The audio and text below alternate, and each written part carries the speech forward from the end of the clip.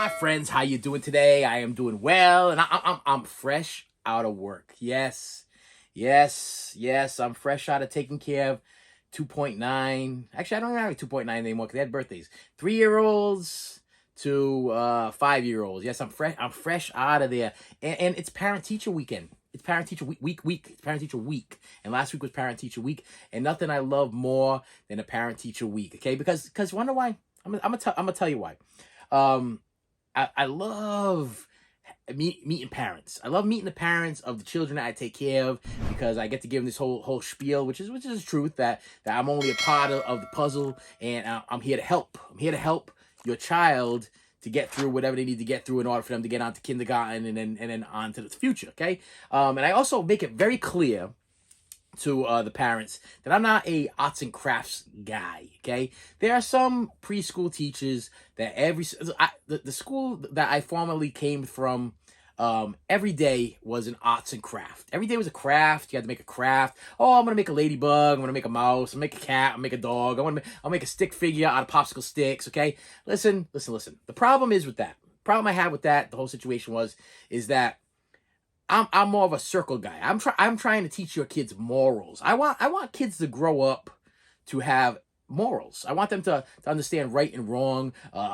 Things not to be violent at certain points, and not to be angry, and not to hurt each other, and not to hate each other, and to forgive. And I want to teach kids to be better people. Okay. And the problem was in the past was that I would do my circle and I would teach them these lessons. And in my lessons, I'll tell you right now, if you guys are entertained with this channel, okay, you can only imagine me with a ukulele, a puppet, a guitar,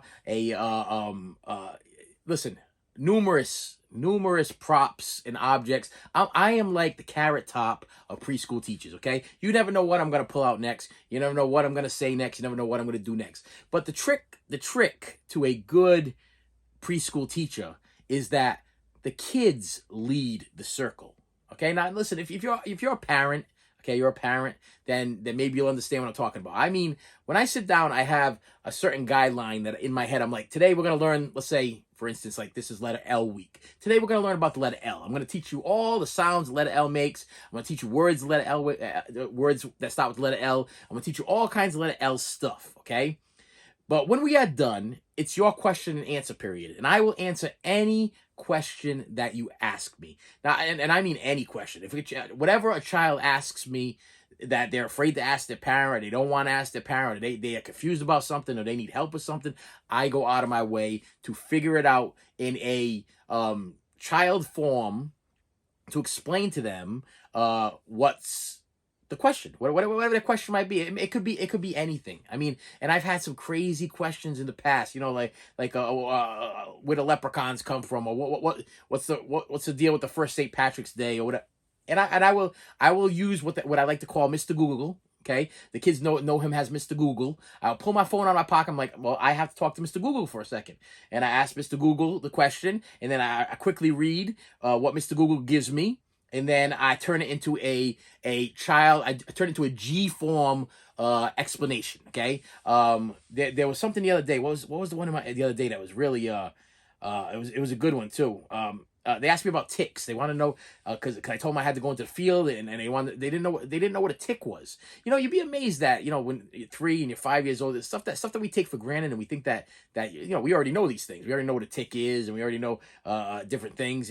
You'd be amazed that kids they have no idea what these things are. So I'm explaining to them, and I explain to them how to check. So it turned into a whole lesson. So just by one question of what's a tick, I not only showed them what a tick is, I showed them what a tick does. I showed them what ticks look like if you ever see them to avoid them. I showed them where to check in case you are playing outside in tall grass or whatever. Check your socks, check behind your ears, check these certain areas, whatever, to make sure you don't get a tick. I also explained to them about how you remove a tick, or listen, it became a whole thing. But they led the question, and I answered the question, and I taught them something that they did not know. Now, I'm just using that one for an example, but there's been many things.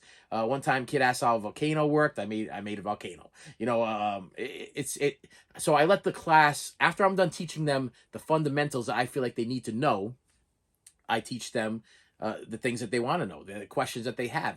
And on top of that, I have books, tons and tons of. They're all called let's talk about books. They're called let's talk about books. So it's let's talk about anger. Let's talk about being destructive. Let's talk about stealing. Let's talk about throwing tantrums. Let's talk about lying. Let's talk about. And I'll read these books to these kids, and then we'll have a whole big conversation about whatever, you know what I mean, whatever the topic was. And some of the stuff that comes out of their mouth is hilarious. Some of the stuff that they tell me is hilarious. And the funny thing is, I had a parent teacher meeting today, and parent comes in, asks me how their child is doing. And I had to tell the parent, I'm like, well, I said, the child, good child, kid's golden, absolutely love the child, but the child don't take nothing from nobody. And as a preschool teacher, I respect that. Listen, I don't condone any violence in my classroom, but if you being bullied or picked on or whatever, and you handle it in an appropriate fashion, I endorse the appropriate fashion. So this child was being bullied in a way, playing with a toy for a long period of time, and then all of a sudden, so the child came over, took the toy right out of the child's hand, and instead of the child like screaming or yelling or having like a nervous breakdown, throwing himself down on the ground or whatever, literally did a Mortal Kombat move. It was a Mortal. I would call it a Mortal Kombat because it was like a whoo, like one of these and funny thing, it was female versus male. So I was like, fight, you know, it was like one of these things. Okay, it was a little girl, sweetest little girl you could possibly see. And I'll tell you right now, she straight up, whoosh, 2 hands right to the chest, sent this kid flying into the wall. The toy popped out of the kid's hand. She picked up the toy, and she walked away with the toy. And all I could say as a teacher was, don't do that again. Okay, next time come talk to me. Okay, and it's before you hit or hurt somebody, you come talk to me or whatever. And to the kid that was that got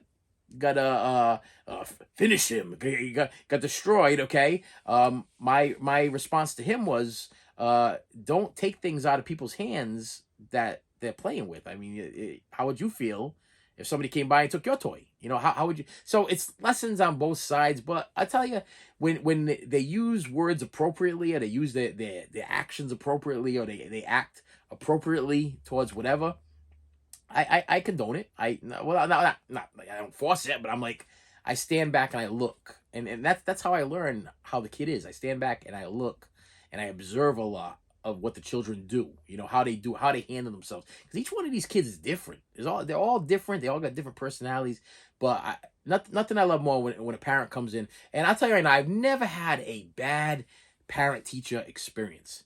I've been doing this for like 10 years. 10 years of sitting face to face with a mother and father, or just a mother, or a single father, a single mother, or and these parents are amazing people, and they got stories too. And you think that it just stops. You might think that as a teacher, okay, it just stops at just the teaching.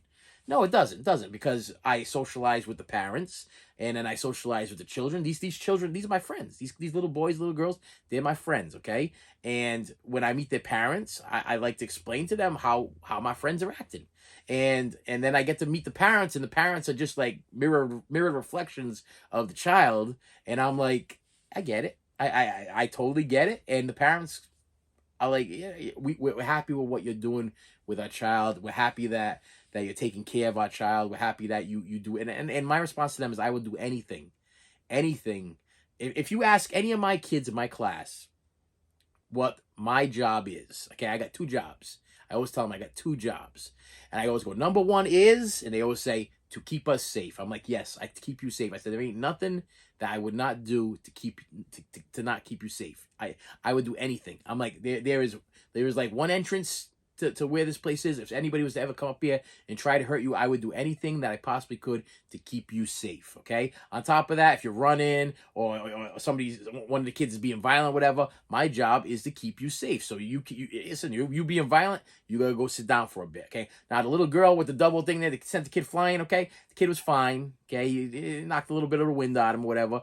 Did she deserve to be punished for it? No, the other kid stole the item out of her hand, and to me, I think he kind of had it coming. So I kind of explained why and what the reason it was. Neither one of them got punished for it. I didn't say go sit down for a few minutes or whatever, take a break. We don't call it timeout. There's no timeouts in preschool. It's like, go take a break or take a breather. And my rule, I don't know if this is an actual rule of thumb or just a rule in general, or a rule I learned in college, is they have to sit for as long as they're how old they are. So if they're 4 years old, they sit for 4 minutes. If they're 3 years old, they sit for 3 minutes, whatever the case is. But in the case of what happened today, I was like, the kid had it coming. Kind of had it coming.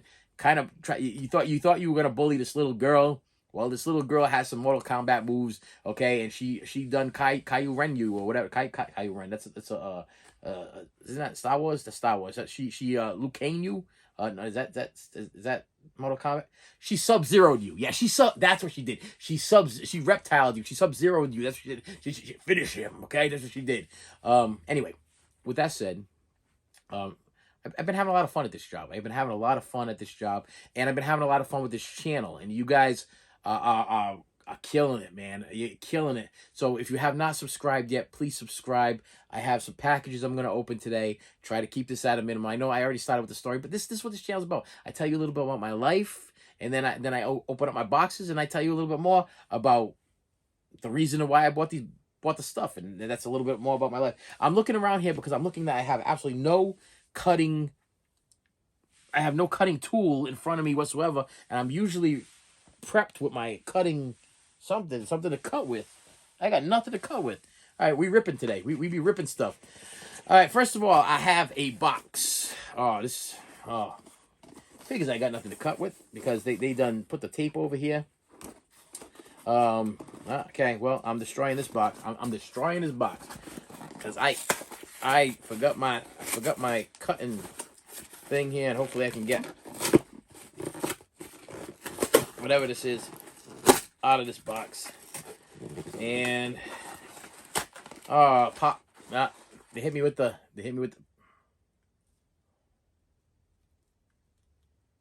the dissolvable ones.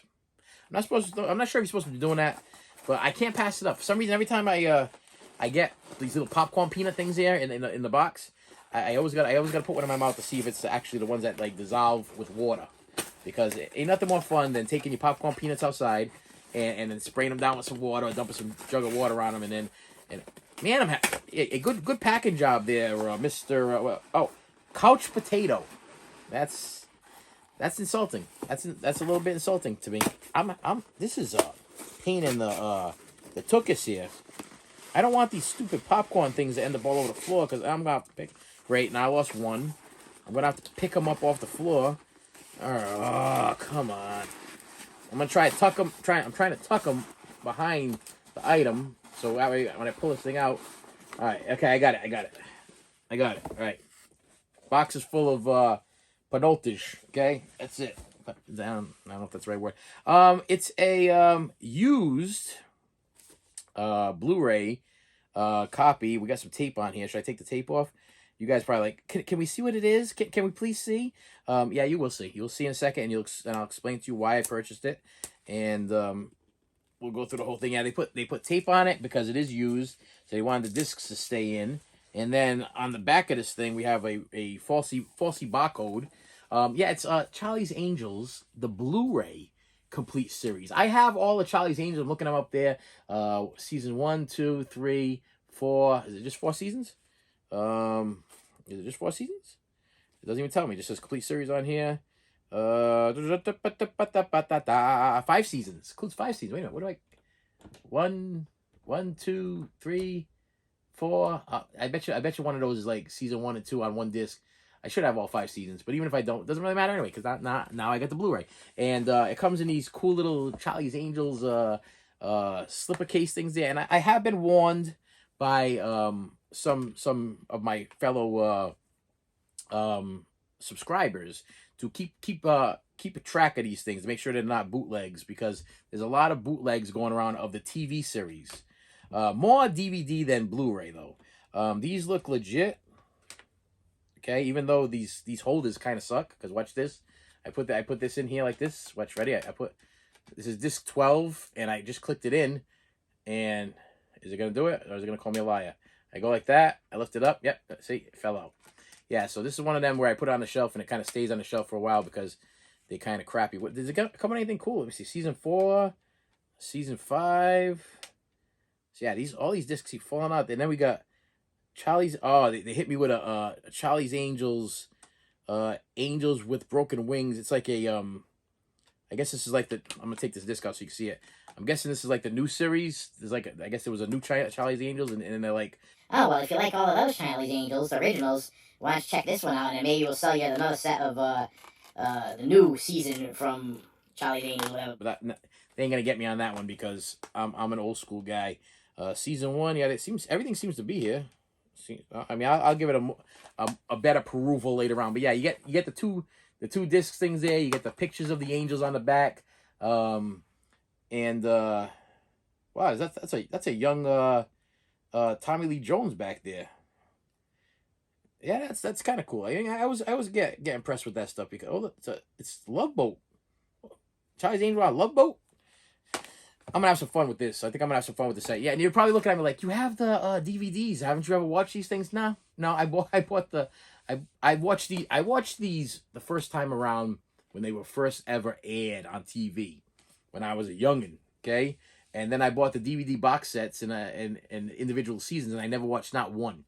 And then I saw this go up cheap. I want to say 25 bucks. Was on. It was in my search thing for Mill Creek. This is a Mill Creek release. And in my search thing, it showed up. It was like 25 bucks, and I'm like, I'm not gonna pass up on the complete series of Charlie's Angels from Mill Creek on Blu-ray, starring Kate Jackson, Farrah Fawcett, Jacqueline Smith, Cheryl Ladd, Shelley Hack, Tanya Roberts, David Doyle, and John Bosley. John Bosley, if I remember, was Charlie, right? Wasn't he Charlie? I got glue on my hands from my Ladybug project that I was working on today. I got glue on my hands. But yeah, that's the first thing. And then I got one more. And see, I'm trying to keep the videos low. I'm trying to keep the time down. This is feeling a little funky. From Franklin, Indiana, All Star Selling. I gotta find a razor knife for the next. And it's a CD. Oh, a CD in a little oddly crinkled up, watery. Oh, I'm not happy with this. Not happy at all. Nope. I can't even open up the book. Oh, you're gonna be wait, if I can't open up this book, if this rips right now, listen, you just number one, this is why I do this channel, because number one, you watch me unbox this. This is the Gorillaz, okay? Cause I started collecting Gorillaz stuff. And if you watch me, yeah, this has got some water damage or something. And the book is all, unless I can carefully open. What's the disc look like? Unless I can carefully open. Oh, disc is pristine though. See, that's what's gonna mess me up. Is that the disc is pristine, but the book looks like it's been like waterlogged or something like that. And I'm probably gonna rip the cover if I. And this is like one of their better albums with a cooler cover. Come on. I really don't want to go through the returning process of this thing. Or the complaining process of this thing, because I don't like to do that. That's not me. But oh, come on, people. Yep. Yeah, they done goofed on this one here. How can I read my lyrics? How can I? Nah, you getting some faulty situation here, because you done lied to me. Yeah, Gorillaz Demon Days, and this is the one that has the Sunshine song on it there. Dirty Harry. Yep, Dirty Harry's. Yeah, this is one of the better albums. now I gotta find my phone. I gotta find my iPad or whatever, and I gotta contact these people and complain about their stupidity on why. I mean, you just saw me unbox it. Opened it up. Look at it. That's definitely water damage. That's somebody left this in the water. Yeah, I bought it used, but still, if I'm gonna pay like $7-8 for something even used, I expect not to have it water damaged. And I'm going to contact them. Yep. Call me what you like in the comments. Call me what you like. But I don't, as a collector, would you be happy with a water damaged cover of a CD or a Blu-ray or a DVD or 4K or whatever whatever it is you're collecting? Would you be happy with a water damage thing? Comment below if you'd be like, yeah, I got no problem with water damage stuff. I don't mind that it looks like Florida went underwater and then somebody shipped you some garbage, and you paid $7 for it. Nah.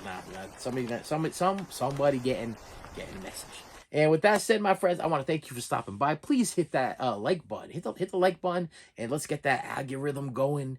Hit the bell so that people are like, hey, somebody really cares what this guy has to say. You hit that bell, and it's like it's telling YouTube, hey, somebody cares enough to want to come back and listen to what this guy has to say again. So let's boost up his algorithm so that way we'll start shipping it out all different areas there, so I can get more subscribers and more views and more whatever. And then maybe one day when they find it in the kindness of their little YouTube heart to realize that I've been putting like 2 years worth of my time and I'll tell you right now, this is a 7-day-a-week job.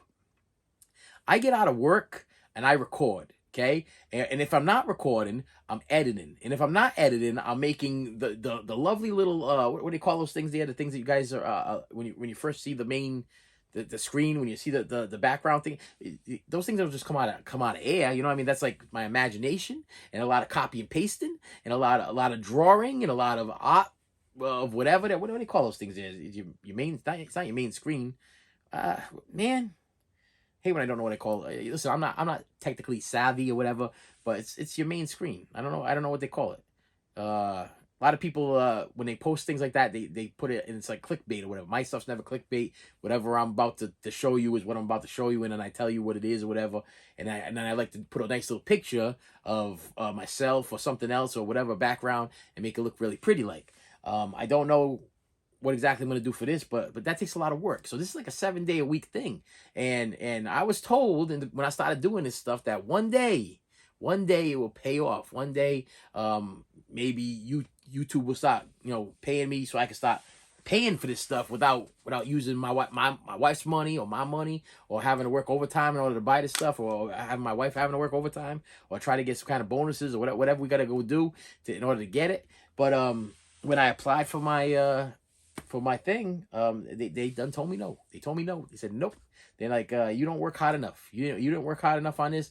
This channel is not worked hard enough on. I'm like, I don't know what they want me to do. I mean, I'm literally contemplating like what I got. Do I have to go I don't know, dress like a banana and run through a football field? Do I have to go to like local Walmarts and start knocking stuff off shelves? Do you want me to start I don't know, smacking old ladies in the head? I don't know what you're looking for, okay? But this is what I do. There's plenty of people. Okay, there's plenty of YouTubers that I love that just sit in front of the camera and unbox things, open things, and talk about things. There's an Elvis guy I watch all the time. There's another guy that loves the Beatles. I watch him all the time. There's another guy that he just talks about movies. There's two guys that sit down and talk about 4Ks and steel books and stuff. Okay, this is what they do all the time. They don't go out and about. They don't go on trips. They don't go out. I don't know what they're expecting from me, but what you see is what you get. I'm just straight up honest. Okay, this is an honest channel. Okay, I'm sorry for my honesty. I'm sorry I'm not dressing like a clown or I don't know, wearing women's underwear. I don't know what you're looking for. Okay, should I fall off my chair so I can get more likes or subscriptions or whatever? Should this be a fail channel? You know what I mean? I think I'm at like 70% of the people not subscribed. So 70, 89, it's only 30% subscribed. It doesn't cost nothing to subscribe to this channel. Nothing at all. Make me super happy, and I'd appreciate it. And with that said, I will see you later. You should have saved me some.